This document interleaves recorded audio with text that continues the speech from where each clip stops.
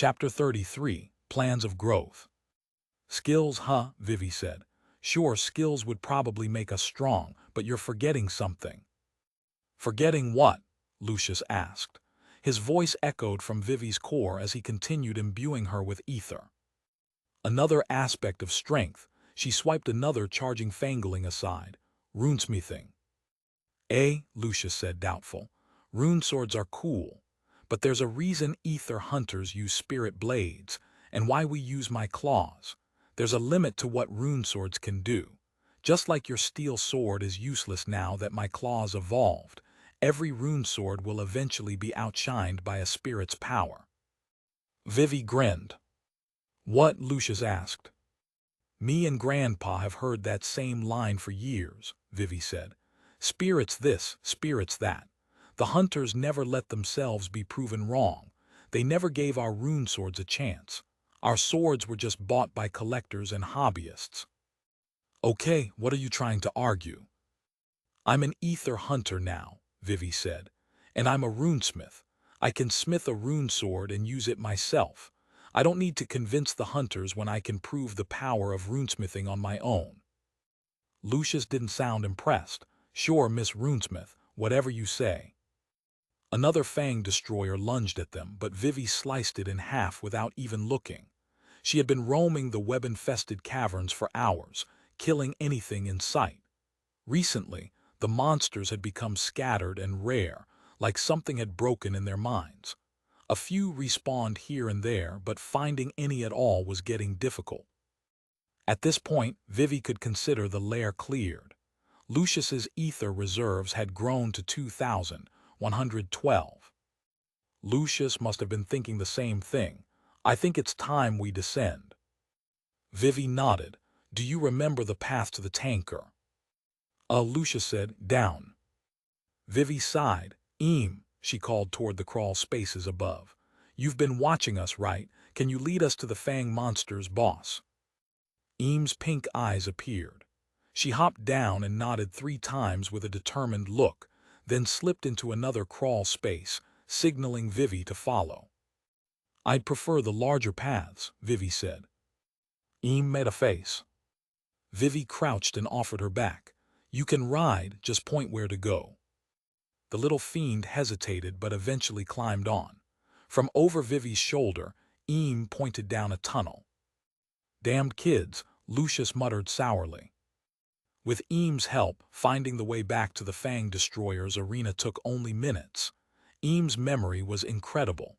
To Vivi, all the caverns looked the same, but Eames knew every turn perfectly. A few fanglings attempted ambushes along the way. Eames covered her face and yelped at the first one, but Vivi cut it down instantly. The rest of the trip was quiet. At last, Vivi recognized the area. The damage from yesterday's escape still marked the walls. Loose rocks lay near the entrance, remnants of when the tanker smashed through the chamber chasing her. Vivi lowered herself and let him hop off. Stay safe, this one is dangerous. Eames nodded. Vivi smiled, then turned toward the arena. The Fang tanker rested motionless in its original position. With enhanced ether vision, Vivi could see every detail. The thick armor plates, the monstrous mouth, the crushing claws. Will your claws pierce its defense? Vivi asked. I don't think so, Lucius said. Not head-on. The abdomen behind the torso is weaker. If we land hits there, we can pierce it, but we'll need clean shots. Vivi considered the plan. Getting behind the boss was risky. If she failed, she'd be trapped inside the arena with no escape. The tanker would know its own weak point and wouldn't expose it freely. It would be cooler if we could blast the armor open, Vivi said. How much ether would that take? At least 5,000, Lucius said. My claws aren't built for breaking heavy defenses. They're meant to exploit weak points. I see, Vivi said. Ideas swirled in her mind, dangerous ideas, exciting ideas. What's with the grin? Lucius asked. We don't need 5,000 ether, Vivi said.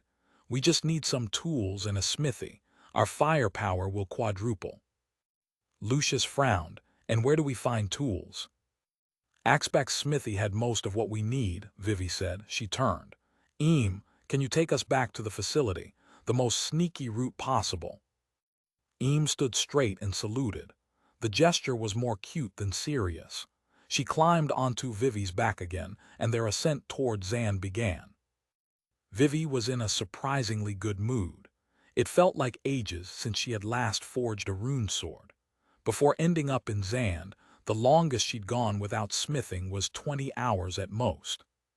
Now she was an ether hunter, and she could finally put her own rune sword to the test.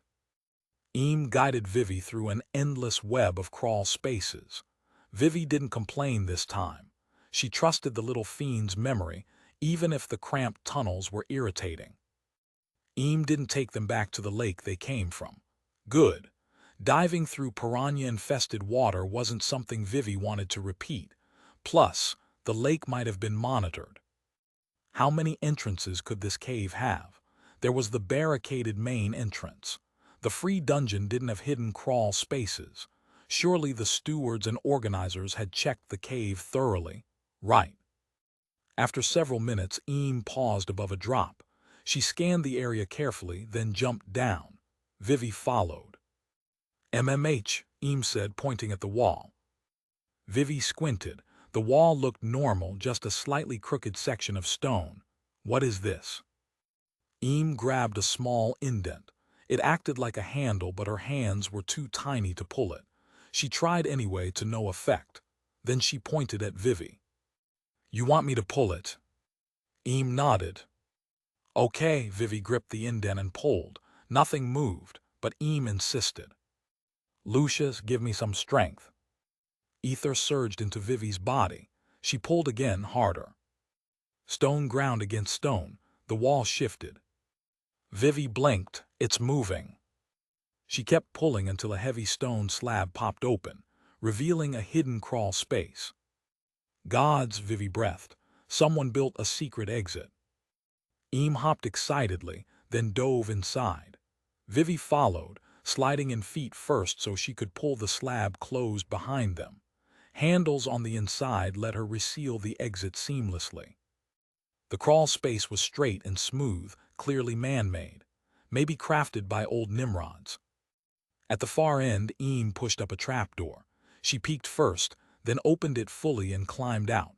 Vivi followed awkwardly, emerging feet first. She found herself standing inside a small bedroom. Chapter complete. If you enjoyed it, like, comment, and subscribe for more light novel adventures. Tune in for the next chapter.